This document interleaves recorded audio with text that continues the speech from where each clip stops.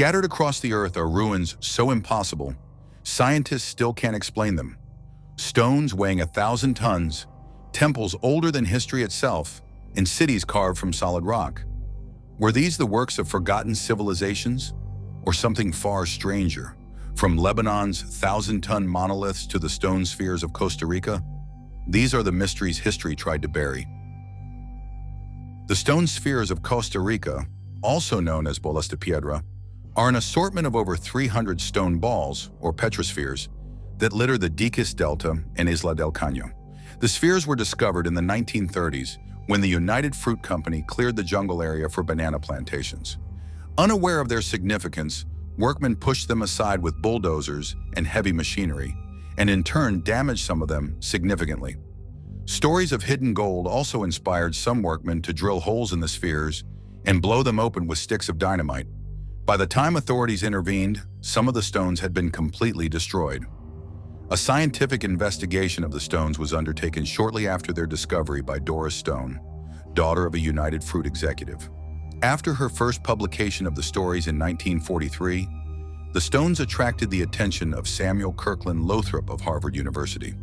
It is believed that the stones were first created around the year 600, with most dating to after 1000.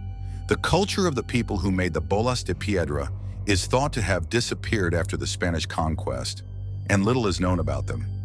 Many myths surround the understanding of the stones and their purpose. Local legends suggest that the stones resulted from a potion able to soften and mold the rock. Others talk of how the stones came from Atlantis, the lost city often mentioned in Plato's works. According to some archaeologists, the spheres could represent solar systems or various stages of the sun and the moon. They are thought to have been placed in lines along the approach to the houses of chiefs, but their exact significance remains unknown. Nan Madol, the only ancient city built atop a coral reef, is situated on the island of Pohnpei, part of the Federated States of Micronesia and surrounded by the vast Pacific Ocean. The city is constructed in a lagoon and consists of a series of 92 small artificial islands linked by a network of canals, made of stones and columns so heavy no one knows how they were able to be built. Nan Madol was home to the Sodalur people for more than 1,000 years until about 1628. The Sodalur were deeply religious and sometimes cruel.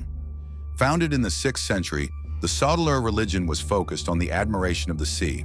On their third attempt to build a political, religious, and residential center, they focused on the patch of coral flats that would make up the Nan Madol we see today.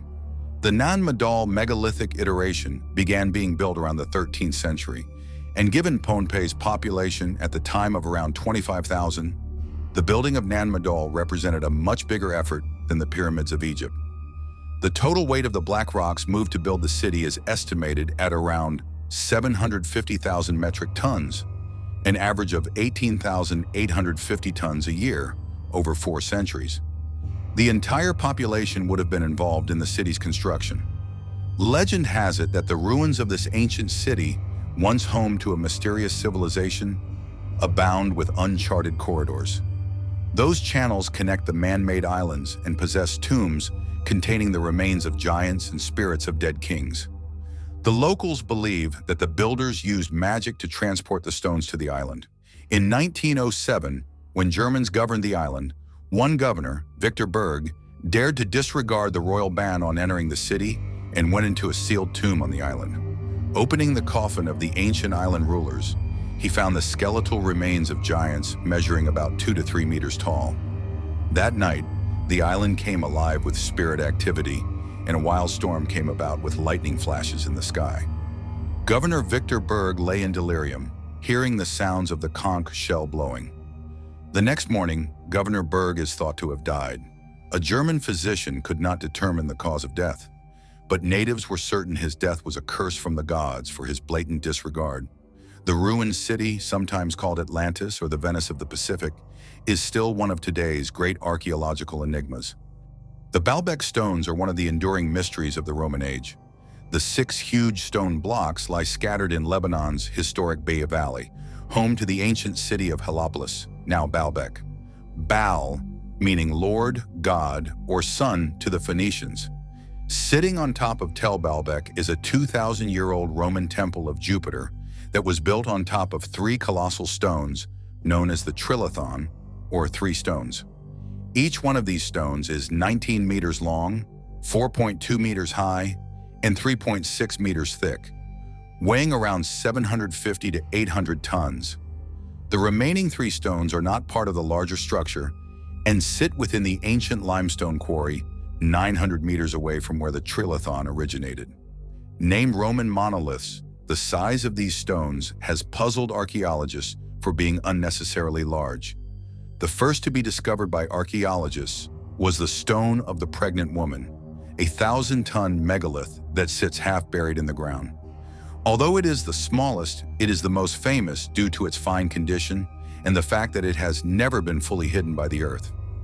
There are also multiple stories behind the name. One story tells of a pregnant woman who tricked the people of Baalbek into believing that she could move the stone if they fed her until she gave birth. Another suggests the name comes from the legend that pregnant jinn, or genies as they are known in the West, were assigned the task of cutting and moving the stone. Others propose that the name reflects the belief that a woman who touches the stone experiences increased fertility. The second monolith, the Stone of the South, was discovered in the 1990s and weighs slightly more at 1,242 tons. But the most intriguing of the three monoliths is the Forgotten Stone. In 2014, archaeologists from the German Archaeological Institute found the last Baalbek stone right next to and underneath the Stone of the Pregnant Woman, measuring a staggering 1,497 tons.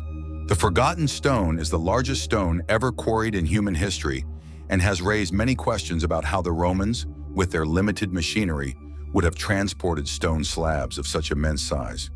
Nobody seems to know on whose orders the stones were cut or why they came to be abandoned. It would have been much more practical to move many smaller stones into the temple structure, like most other Roman structures. In the case of the trilithon, it is suggested that the stones were moved using a pulley system, and due to the Temple of Jupiter's position on higher ground than the quarry, it would have been especially difficult to do this. As for the remaining three stones, they are believed to have been intended for the nearby Jupiter Baal complex, possibly as an addition to the trilithon. But perhaps due to their size, they were never removed from their quarry. Göbekli Tepe, located in the southeastern Anatolia region of Turkey, was examined and dismissed by the University of Chicago and Istanbul University anthropologists in the 1960s. After a sweeping survey of the area, they concluded that the mound was nothing more than an abandoned medieval cemetery. In 1994, Klaus Schmidt, a German archaeologist, decided to take another look. He read a brief mention of the stone-littered hill, and from the first moment he saw it, he knew the place was extraordinary. Returning a year later, Schmidt and 5 colleagues uncovered the first megaliths. However, there was no evidence of any settlements, with Schmidt concluding that it was likely a place of worship, humanity's first cathedral on a hill, predating Stonehenge by more than 6,000 years. Göbekli Tepe is dated to the pre-pottery Neolithic, between 9,500 and 8,000 BC, and comprises several large circular structures supported by massive stone pillars, the world's oldest megaliths. The date Göbekli Tepe was constructed predates metal tools and even pottery. Considering the limestone material at the sloping rocky ground, Schmidt believed that even without metal chisels or hammers, prehistoric masons wielding flint tools would have been able to chip away at the softer limestone, shaping them into pillars before moving them across to the summit and lifting them upright. Schmidt thought that small nomadic bands from across the region would have come to Göbekli Tepe, motivated by their beliefs, to join forces on the hilltop, build, hold great feasts, and then scatter again. Since 1998, Schmidt has examined more than 100,000 bone fragments, more than 60% of which are gazelles. Carvings of abstract anthropomorphic details, clothing, and reliefs of wild animals give rare insights into prehistoric religion. The answers to the riddles of Göbekli Tepe may not be known for many years. As of 2021, less than 5% of the site had been excavated, with future generations of archaeologists likely to uncover Göbekli Tepe's mysteries in the years to come. The Unknown Files is filled with stories history tried to erase, forgotten civilizations, buried secrets, and mysteries that still defy explanation.